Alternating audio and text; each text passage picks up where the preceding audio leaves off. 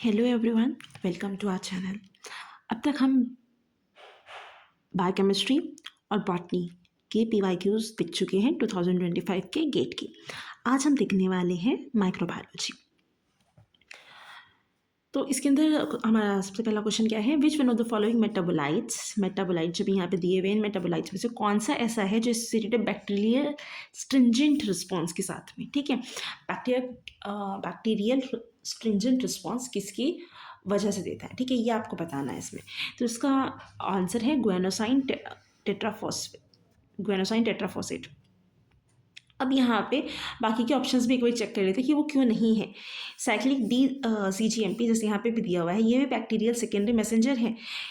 ये सारे बैक्टीरिया के सेकेंडरी मैसेंजर की तरह यूज़ होते हैं, पर जो ये डाई GMP है ये प्राइमरी रेगुलेट करता है लाइफस्टाइल चेंजेस को, जैसे कि मोटिलिटी के लिए, बायोफिल्म फॉर्मेशन के लिए, इन सारी चीज़ों को दिखता है साइक्लिक डाई GMP। और साइक्लिक EMP और साइक्लिक GMP ये नॉर्मल कॉमन सेकेंडरी मैसेंजर्स की तरह दोनों ही बिहेव करते हैं, ठीक है। सेकेंडरी मैसेंजर्स तो दोनों है, बट जो हमारा आंसर क्वेश्चन था वो था बैक्टीरियल स्ट्रिंजेंट रिस्पॉन्स किसकी वजह से आता है, वो आता है ग्वेनोसाइन टेट्राफॉसेट की वजह से। Next question, India is aiming to be free of tuberculosis by 2025, ठीक है भाई, क्वेश्चन पूछा गया, बस बात बताई हुई है। One of the key approaches to do this programme is DOTS एक प्रोग्राम है। अब डॉट्स के यहाँ पे फुल फॉर्म पूछी गई है, तो डॉट्स की फुल फॉर्म है directly observed therapy short course. Simple है, अगले क्वेश्चन पे चलते हैं। 68 करेक्टली आपको मैच करना है बैक्टीरियल टाइप को, और वो किस नीश बिलोंग करते हैं, ठीक है। यहाँ पे टाइप दिया हुआ है, यहाँ पे उनकी बारे में इन्फॉर्मेशन दी गई है। साइक्रोफाइल, अब यहाँ पे एक चीज़ है कि फाइल का मतलब होता है लविंग, ठीक है। तो फाइल का मतलब क्या होता है जी,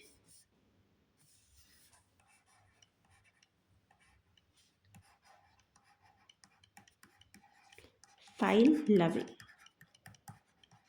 ठीक है। अब आप यहाँ पे देखिए साइक्रोफाइल, बैरोफाइल, मीजोफाइल और हेलोफाइल।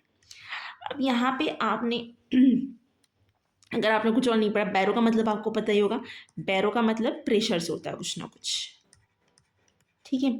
फिर हेलो, ये सॉल्ट के लिए यूज़ करते हैं हम। अब मीज़ो जो होते हैं ये मीडियम रेंज अगर टेम्परेचर है, ठीक है, तो आप यहाँ पे ये लिख लीजिए मीडियम रेंज टेम्परेचर की बात हम यहाँ पे कर रहे हैं। उसके अलावा यहाँ पे साइक्रोफाइल होता है कि बहुत ही ज़्यादा कम टेम्परेचर, ठीक है। साइक्रोफाइल उसके लिए होता है टेम्परेचर जब बहुत ही ज़्यादा कम हो, ठीक है। बेसिकली यहाँ पे दिया हुआ है कि 15 डिग्री सेल्सियस से अगर कम टेम्परेचर है। तो साइक्रोफाइल temperature below 15 degree Celsius.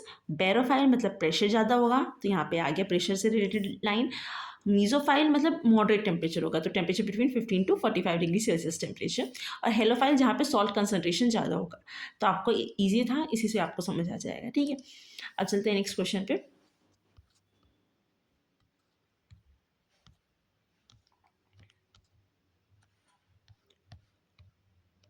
Robert Koch use a meat infuse nutrient medium for which one of the following purposes, ठीक है। उन्होंने अपने एक एक्सपेरिमेंट के अंदर मीट इन्फ्यूज्ड न्यूट्रिएंट मीडियम लिया था, किस लिए लिया था, to grow disease causing micro disease causing micro organisms को ग्रो करने के लिए।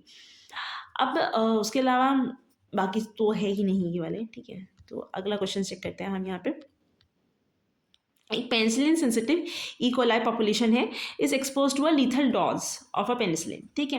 मतलब इकोलाई की पॉपुलेशन थी वो ऑलरेडी पेनिसिलिन से सेंसिटिव है। सपोज ये एक पेट्री डिश है, यहाँ पे बहुत सारे इकोलाई हैं और उन्हें आप ग्रो कर रहे हैं, इसी के अंदर आपने यहाँ पे पेनिसिलिन को डाल दिया, और आपने पेनिसिलिन को इतना डाला कि हाँ वो उसके लिए हानिकारक हो सकती थी, ठीक है। आपने इसके अंदर डाल दिया यहाँ पे पेनिसिलिन। अब ऑफकोर्स आपने उसके अंदर एक तरीके से उसके लिए पॉइजन हो गया, वो डाला तो इन सब की डेथ होगी ही, ठीक है।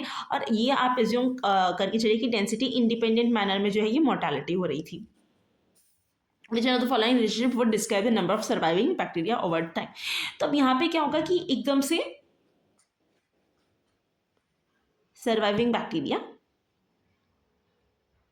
ओवर टाइम, तो इसमें आपको एक्सपोनेंशियल देखने के लिए मिलेगा, ठीक है। और जो यहाँ पे डेंसिटी इंडिपेंडेंट मोर्टालिटी थी, इसका मतलब होता है death rate is constant over time irrespective of the population size, ठीक है। ये जो डेथ रेट होगा वो यहाँ पे कांस्टेंट होगा।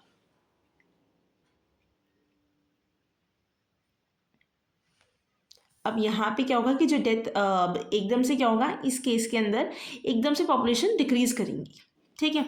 आपने डाला और एकदम से डिक्रीज करेगी तो एक्सपोनेंशियल यहाँ पे डिक्रीज करेंगी, ठीक है। तो इस वजह से यहाँ पे एक्सपोनेंशियल है, कोई एक लीनियर नहीं है। यहाँ पे दिया तो है कि ठीक है constant over the time, but जैसे आपने यहाँ पे डाला तो वो एकदम से डिक्रीज करेगी ना, तो इस वजह से यहाँ पे जो है एक्सपोनेंशियल दिया गया है, ऑप्शन में आ जाएगा।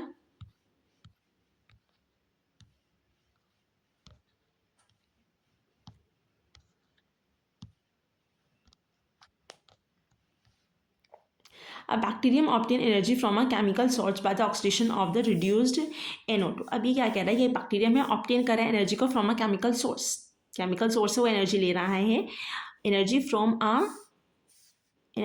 अ केमिकल सोर्स से ले रहा है by the oxidation of the reduced nitrogen. अब पहली तो जो चीज़ है ये यहाँ पे वो ये है कि energy from the chemical source. अब अगर केमिकल सोर्स से एनर्जी ले रहा है, ठीक है, तो मतलब ठीक है ये कुछ ना कुछ कीमो होगा। अब आप इसे कीमो ले सकते हैं यहाँ पे। अब दूसरी जो चीज़ ये कह रहा है वो है कि CO2 as a principal carbon source. CO2 carbon source से मतलब इसने ये इनऑर्गेनिक कार्बन सोर्स ले रहा है ये, ठीक है। प्रिंसिपल सोर्स उसका इनऑर्गेनिक है, इनऑर्गेनिक को ये ले रहा है मतलब ये खुद अपना खाना बनाएगा, तो ये ऑटोट्रॉफ होगा, ठीक है। और क्योंकि ये जो है केमिकल से ले रहा है, फोटो से नहीं ले रहा है, अपनी एनर्जी सोर्सेज से केमिकल से पूरा कर रहा है, तो ये कीमो ऑटोट्रॉफ होगा, ठीक है। आंसर योर आंसर इज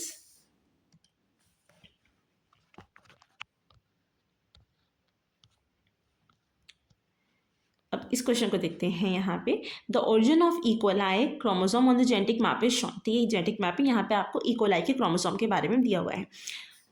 ये इकोलाई की ORI है और ये यहाँ पे बाकी सारे जीन्स प्रेजेंट हैं।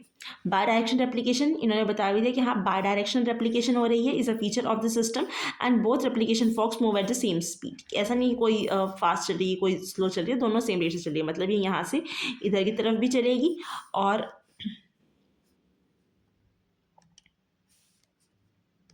ये यहाँ से इधर की तरफ भी जाएगा, ठीक है। दोनों कांस्टेंट रेट से चल रहे हैं।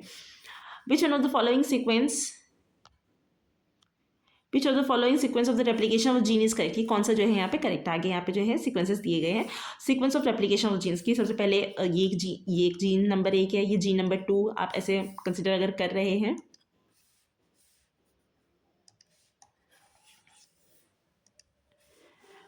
तो सबसे पहले कौन सा बनेगा। अब जो ये ORI दोनों तरफ से चल रही है, ये इधर से भी चलेंगी, ठीक है, रेप्लिकेशन फॉर्क, और ये इधर से भी चलेगी रेप्लिकेशन फॉर्क। तो अब अगर आप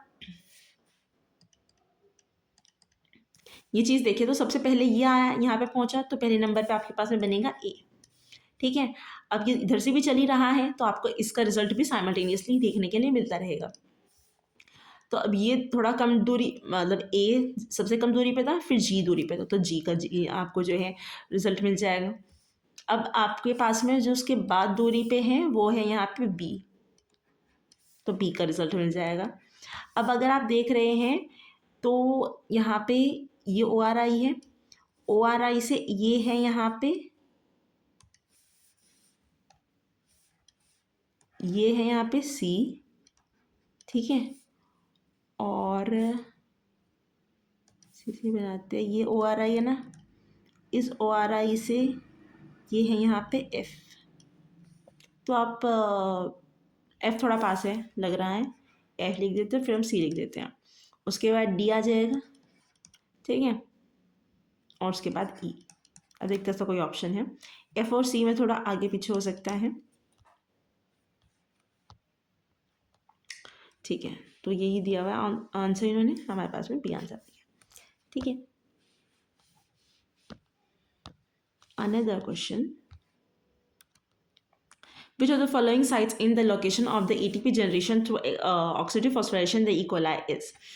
कि ऑक्सीडेटिव फॉस्फोराइलेशन अगर कर रहा है तो ई कोलाई कहाँ कहाँ पर ऑक्सीजन फॉस्फोरेशन करके एटीपी की प्रोडक्शन कर सकता है, इनर मेम्ब्रेन के अंदर, और इनर मेम्ब्रेन की एक फोल्डिंग होती है मीसोसोम, तो वहाँ पे 2 जगह पे कर सकता है, आउटर मेम्ब्रेन पे नहीं होती, और यहाँ पे भी आउटर मेम्ब्रेन होंगे, इस वजह से ये वाला ऑप्शन नहीं होगा, इनर मेम्ब्रेन में तो होती है बट ये वाला ऑप्शन आउटर मेम्ब्रेन की वजह से नहीं होगा। तो इसमें आपके 2 ऑप्शन हो जाएंगे।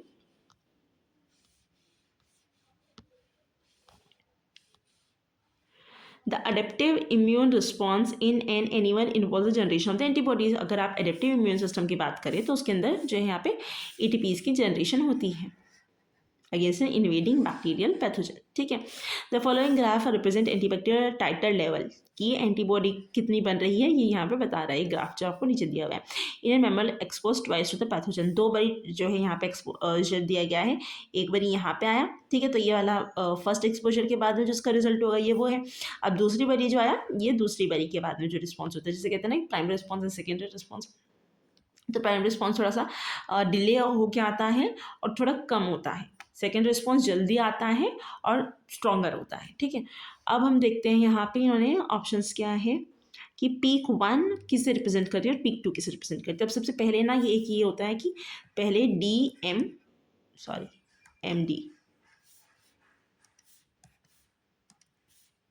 एम डी और उसके बाद जो है यहाँ पे क्लास स्विचिंग चल जाती है। ठीक है, और जो मतलब पहले ये IgM है, ये IgD है, और उसके अलावा IgG जो होता है वो सीरम के अंदर सबसे ज़्यादा प्रेजेंट होती है। तो सबसे पहले वाली जो है वो सबसे पहले IgM बनती है।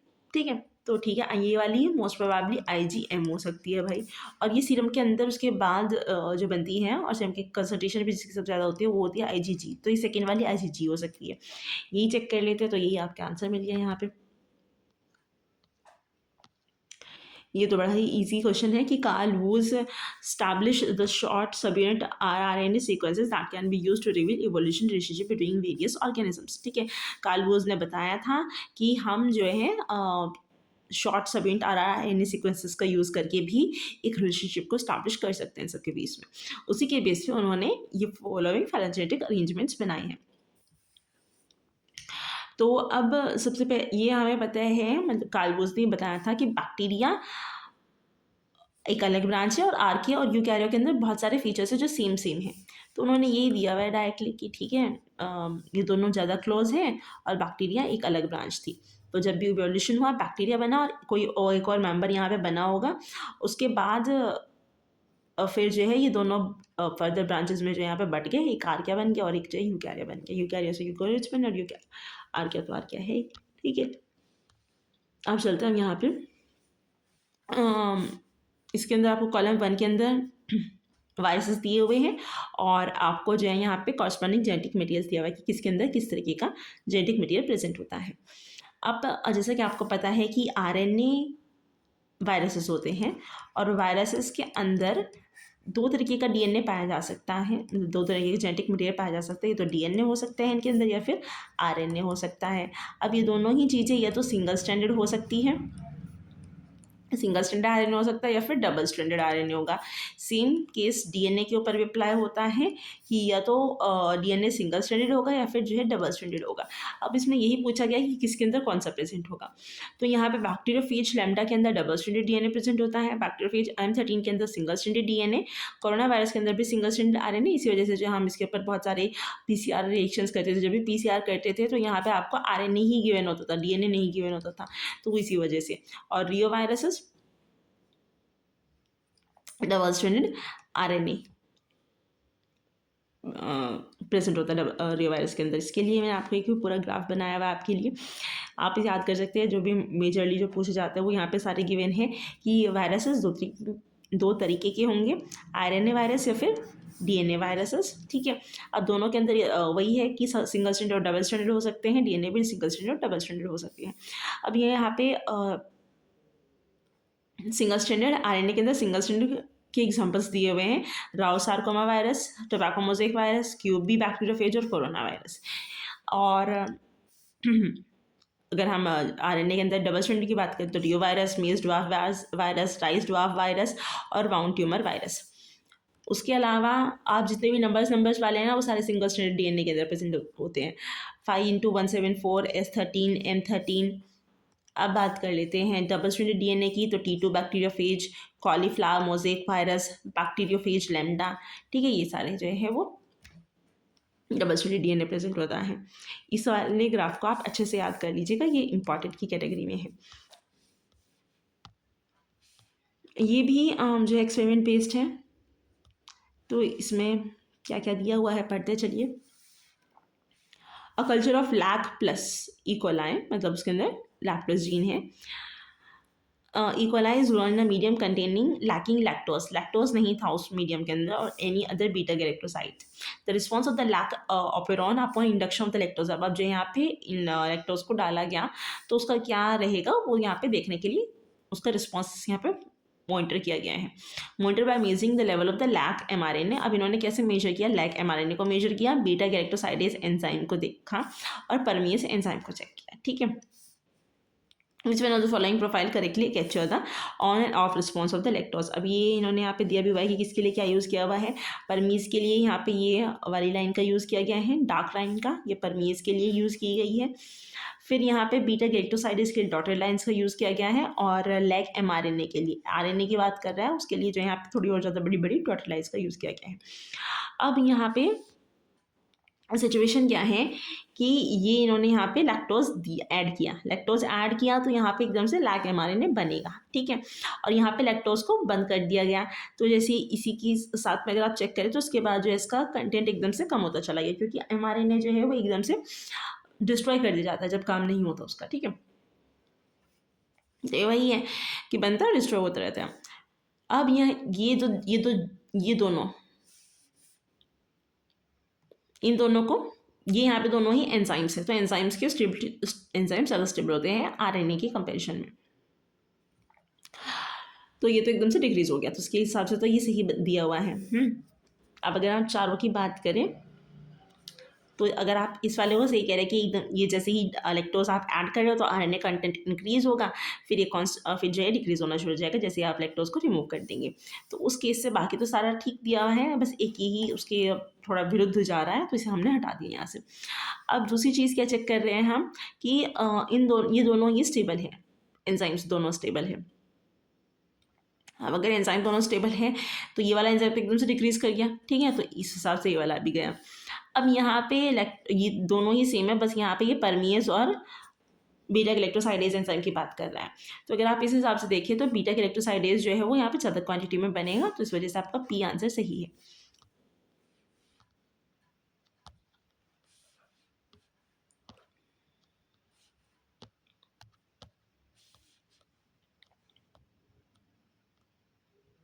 Which option correctly matches the structure in a bacterial cell.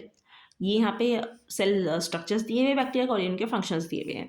तो सेल वॉल का फंक्शन होता है protection from the osmotic stress, ठीक है, क्योंकि वो से एक लेवल से ज़्यादा बढ़ने नहीं देगा, तो वो अगर वो एक लेवल से ज़्यादा बढ़ेगा, ठीक है, और वो स्ट्रेच नहीं कर पाएगा कुछ को तो वो बर्स्ट हो जाएगा, लेकिन ये ऐसा नहीं होने देता यहाँ पे सेल वॉल की वजह से। फिमरी अटैचमेंट का काम करती है, फ्लैजिला मोटिलिटी के लिए प्रेजेंट होती है, और पिलाई ट्रांसफर द जेनेटिक मटीरियल, जो कि कॉन्जुगेशन के टाइम पे जेनेटिक मटीरियल का ट्रांसफर होता है, उस टाइम पे जो यहाँ पे सेक्स प्लाई इन्वॉल्व होती है। तो इसी वजह से इसका पी का 1, क्यू का 2 और आर का 3, एस का 4 सामने आमने सामने दिए हुए आंसर्स वही हो जाएंगे यहाँ पे। Which of the following statement regarding the micro organisms is are correct. तो अब यहाँ पे दिया हुआ है कि ये रहा वॉल्बेचिया, बैक्टीरियम वॉल्बेचिया के बारे में यहाँ पे दिया हुआ है, इज अ ह्यूमन पैरासाइट। नहीं, ये गलत है, ये ऑर्थ्रोपॉड या फिर फिलेरियल नीमेटोड्स के अंदर प्रेजेंट होता है। उसके अलावा ये फ्री लिविंग नहीं होते, तो ऑब्लिगेट पैरासाइट्स में है, तो इस वजह से ये लाइन गलत हो गई, ठीक है। सही यहाँ पे दिया हुआ है कि ऑब्लिगेट पैरासाइट है और ये ऑर्थ्रोपॉड फिलेरियल नीमेटोड्स के अंदर प्रेजेंट होता है, और उनके अंदर प्रेजेंट होता है, इस वजह से ये ऑब्लिगेट पैरासाइट, उनके बिना रह ही नहीं सकता है। अब दूसरी चीज़ क्या है कि अब वॉल्बेचिया का यूज़ करके ही कुछ वॉल्बेचिया ह्यूमंस के लिए सेफ होता है, तो इसी वजह से इसका यूज़ करके डेंगू और चिकनगुनिया के अगेंस्ट वैक्सीन बन रही है। अब मिक्सोकोकस सारा ग्रुप ऑफ प्रेडेटरी एनिमल्स, बाकी का सब दिया हुआ है कि मिक्सोकोकस जो है एक ग्रुप होता है प्रेडेटरी बैक्टीरिया का। डिक्टोस्टीलियम इज अ स्लाइम माउल्ड, एक स्लाइम माउल्ड है जो कि एग्रीगेट कर जाती है टू फॉर्म सोशल ग्रुप्स। एक्टिनोमाइस्टीज तो जो मिट्टी में से भीनी भीनी खुशबू आती है वो एक्टिनोमाइस्टीज की वजह से ही आती है। यहाँ पे दिया भी हुआ है कि ये सॉइल के अंदर अर्थी ओडर्स को प्रोड्यूस करने के लिए रिस्पॉन्सिबल है। तो एक्टिनोमाइसीट्स मिट्टी के अंदर से भीनी भीनी खुशबू। डिक्टोस्टीलियम एक स्लाइम माउल्ड है जो कि एग्रीगेट बनाता है, aggregate to form social groups बनाता है ये। बिक्सोकोकस प्रेडेटरी बैक्टीरिया का एक ग्रुप है और वॉल्वेची के बारे में पढ़ ही चुके हैं हम। अब यहाँ पे एनिमल माइक्रोब म्यूचुअलिज्म की बात कर रहा है। तो ह्यूमन और माइकोबैक्टीरियम ट्यूबरक्लोसिस ये तो टीबी कॉज कर देता है कि बीमारी कॉज कर रहा है, तो म्यूचुअलिज्म में बिल्कुल नहीं है। डॉग रेबीज लाइसा वायरस, तो ये डॉग्स को भी नुकसान पहुँचाता है रेबीज, और ह्यूमन्स को भी, तो ऑफकोर्स ये उनकी म्यूचुअलिज्म नहीं है। अब ह्यूमन लैक्टोबैसिलस प्लांटेरम, ये ह्यूमन के गट के अंदर प्रेजेंट होता है, यूरिनरी ट्रैक्ट में प्रेजेंट होता है और ये उसके लिए फायदेमंद होता है। ठीक है, माइक्रोबायोटा जिसे कह देते हैं। ठीक है, काऊ के अंदर ह्यूमेनोकॉकस एल्बस प्रेजेंट होता है और ये भी काऊ के गट के अंदर प्रेजेंट होता है, जहाँ पे ये जो है सेलुलोज को डाइजेस्ट करने के लिए यूज होता है। सेलुलोज जो प्रेजेंट होता है प्लांट्स मतलब जो खाते हैं, इसकी डाइजेशन में ये हेल्प करता है।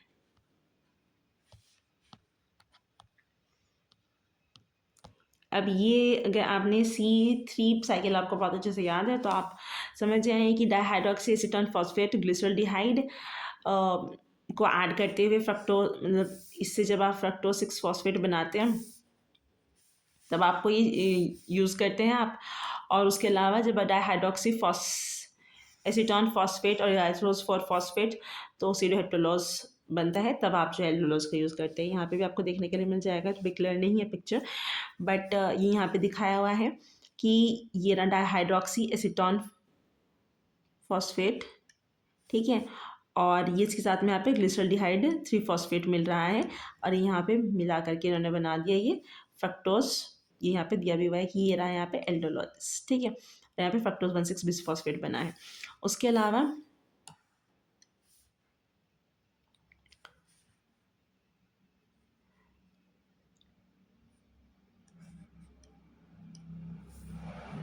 दूसरा हमने क्या पढ़ा था, सीडोहेप्टुलोज बनाते हुए।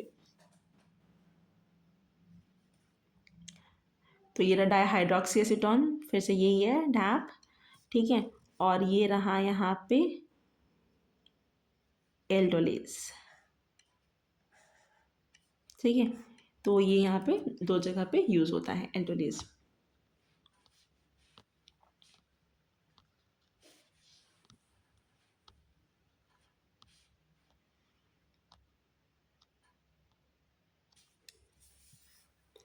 अब इसके अंदर आपको एंटीबायोटिक्स और उनके टारगेट्स दिए हुए हैं।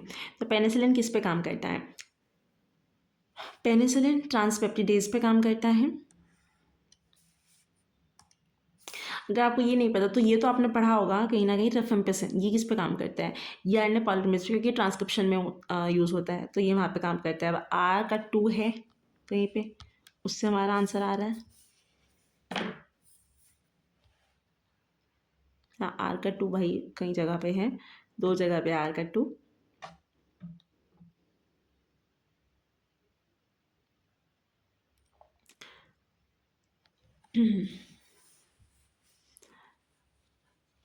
तो उसके अलावा कैनामाइसिन, ये हो गया। चलो तो आंसर चेक करते हैं। नैलिडिक्सिक एसिड, इसका 3 डीएनए गायरेज पे काम करता है। और उसके अलावा जो कैनामाइसिन है ये यूज़ होता है राइबोसोम्स के ऊपर।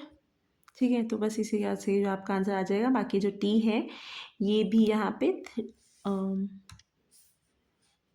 डीएनए गायरेज के ऊपर ही काम करता है।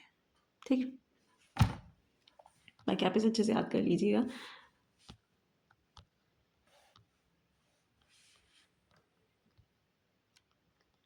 अब ये यहाँ पे क्या कह रहा है क्वेश्चन के अंदर कि डबलिंग टाइम जो है इकोलाई का वो 30 मिनट्स है, मतलब 30 मिनट्स के अंदर जो डबल हो जाता है ना culture medium containing glucose and the yeast extract.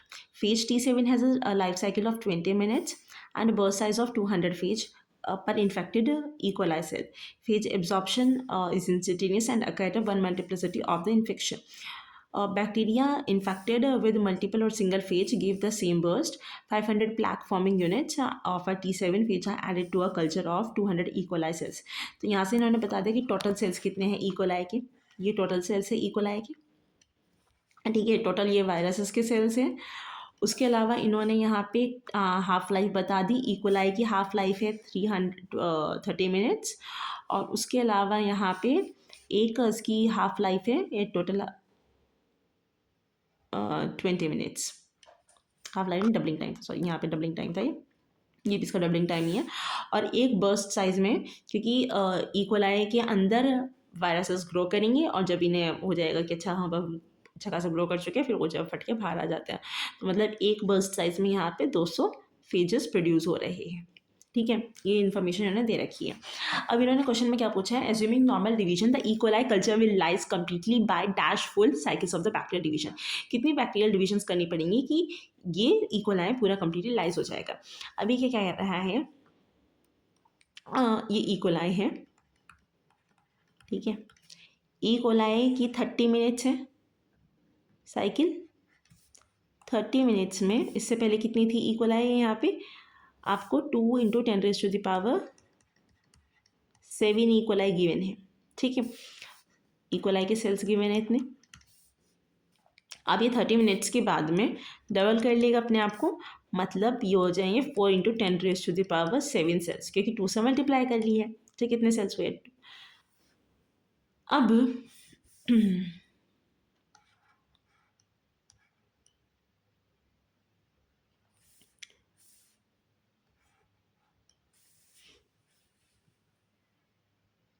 E coli sales आ चुका है। अब यहीं पे ही साथ में इसी के अंदर अब ये यहाँ पे जो ये दिखा रहा है 1 कि इसका मतलब ये है कि एक सेल पे एक वायरस जा करके अटैक कर रहा है, ठीक है। तो 5,000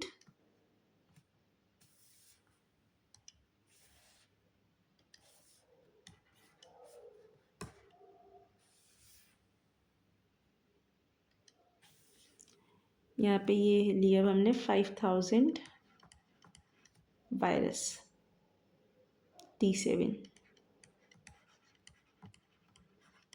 भेज लिया, ठीक है। अब ये कितने में मल्टीप्लाई कर जाता है, ये मल्टीप्लाई कर रहा है जी 20 मिनट के अंदर, ठीक है। तो 20 मिनट में क्या होगा, हर 20 मिनट के अंदर कितने निकलेंगे, मतलब एक में से 200 निकलेंगे। 500 फेज थे, तो 500 फेजेस ने 500 अलग अलग पे इन्फेक्ट किया होगा, तो टोटल यहाँ से निकलेंगे 500, 5,000 × 200, ठीक है।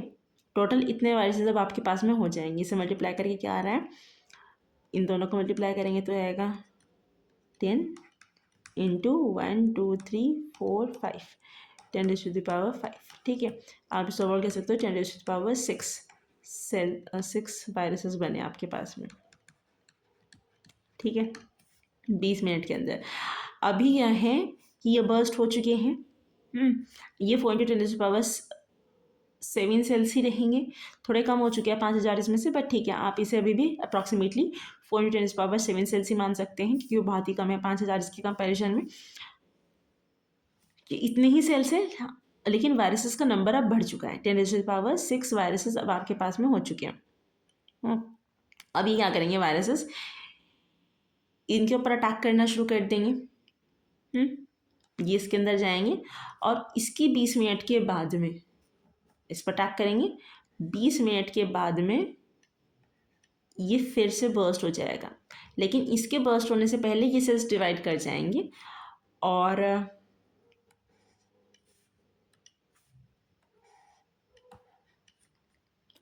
अगले 30 मिनट्स के बाद में ये हो जाएंगे 8 × 10⁻7 सेल्स, ठीक है।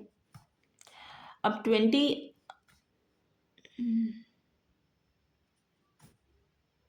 20 मिनट के बाद ये बर्स्ट होगा, ठीक है। ये जितने भी सेल्स के अंदर ये होगा वो सारे सेल्स बर्स्ट हो जाएंगे।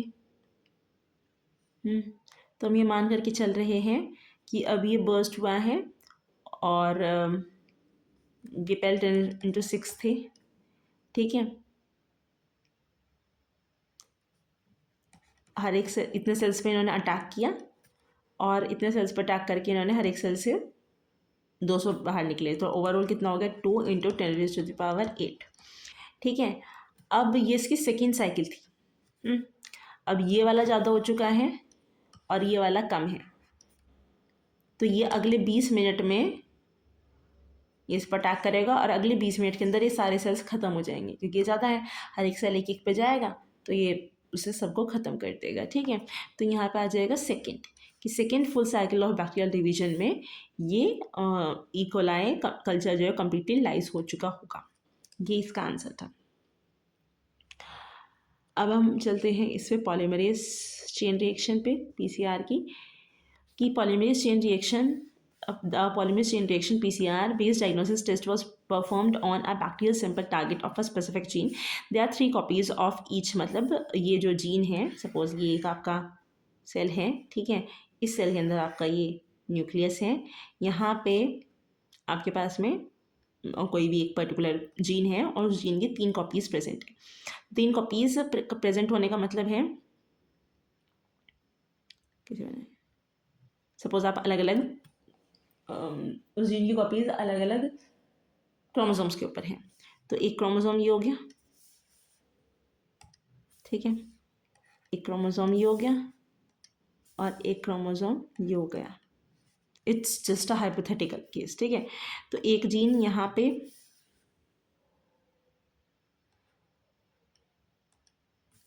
एक जीन ये यहाँ पे हो गया, एक यहाँ पे हो गया, 2 जीन, 3 जीन और 4 जीन और 6 जीन। तो एक सेल के अंदर कितने हैं, यहाँ पे 6 जीन्स प्रेजेंट है एक ही सेल के अंदर, ठीक है। या तो आप ऐसा मान सकते हो या फिर अदरवाइज आप 3 तो मान के ही चलोगे ना, 3 जीन प्रेजेंट है, वो तो 6 तो आप वैसे निकाल के वो कर रहे हो, अगर आप डबल स्ट्रैंड में देख रहे हो तो 3 तो प्रेजेंट है ही, ठीक है। 3 डबल स्ट्रैंड में प्रेजेंट है वो, ठीक है। अब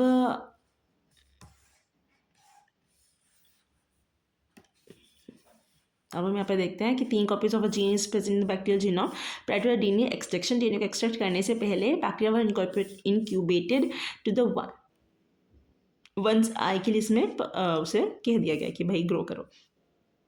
3072 amplicons copies were obtained after 9 cycle on the PCR. अब पहले क्या है कि 3 तो उसके अंदर हर एक के अंदर प्रेजेंट है, 3 कॉपीज़, आपने उसे मतलब अब 2 डीएनए हो चुके हैं, ठीक है।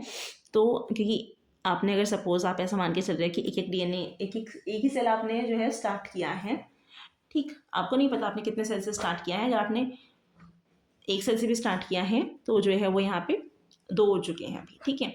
तो आपको नहीं पता कितना है, इसलिए आप यहाँ पे 2n ले लेंगे, क्योंकि डबल तो वो हो चुका है, एक सेल एक बार आपने जो है उसे रेप्लिकेट करने के लिए दिया है। और उसके बाद इन्होंने क्या कहा है कि the bacteria one incubated to ये तो हो गया 307 एम्प्लीकॉन कॉपीज़ वर ऑब्टेन्ड। ये तो टोटल कॉपीज़ हैं जो आपको देखने के लिए मिली है आफ्टर 9 साइकिल। अब इन्होंने 9 साइकिल और करी इसके ऊपर, तो आपको नंबर ऑफ सेल्स निकालना होता है और आपको साइकिल का नंबर दिया होता है, तो 2n होता है उसका फॉर्मूला, ठीक है। सेम हम यहाँ पे वही फॉर्मूला लगाएंगे अब कि 2 और उसके ऊपर हम यहाँ पे 9 से मल्टीप्लाई कर देंगे। टोटल नंबर इन्होंने हमें दिया है 3072। आपको यहाँ से n की वैल्यू कैलकुलेट करनी है, तो ये आप इसे ऐसे कर सकते हैं 3 इंटू यहाँ पे भी 2 है और ये सारे 2 ही मल्टीप्लाई हुए हैं, तो आप इसे लिख सकते हैं n इंटू 2 की पावर 10 इजिकल्स टू 3072। अगर इस बार इसे समझने में कन्फ्यूजन हो रही है कि ये कैसे आया है, तो आप 2 आप इसे 2 की पावर 1 मान सकते हैं इंटू 2 की पावर 9, ठीक है। जब बेस सेम होता है तो पावर्स ऐड हो जाते हैं, तो 2 की पावर 10 हो गया, ऐसा आप इसे यहाँ पे समझ सकते हैं, ठीक है। अब n की वैल्यू आपको निकालनी है is equals to 3072 divide by 3 and divide by 2 की पावर 10। आप इसे 3 से कट करें, यहाँ पे आ गया 1024, ठीक है। अब आपके पास में आया है 1024 डिवाइड बाय 2 की पावर 10। अब 2 की पावर 10 की जो वैल्यू होती है वो भी होती है 1024 डिवाइड बाय 1024, ये से कैंसिल आउट तो आ गया 1, तो हेंस n की वैल्यू आ गई आपके पास में 1, ठीक है। तो इसी वजह से जो इनिशियल बैक्टीरिया काउंट था सैंपल के अंदर वो आ गया 1, तो आपका आंसर सॉल्व हो चुका है। यहाँ पे हमारा माइक्रोबायोलॉजी का सेक्शन कंप्लीट हो चुका है। अगला वीडियो होगा जूलॉजी के ऊपर। Till then take care, bye bye. और कोई भी डाउट हो तो आप कमेंट सेक्शन के अंदर पूछ सकते हैं।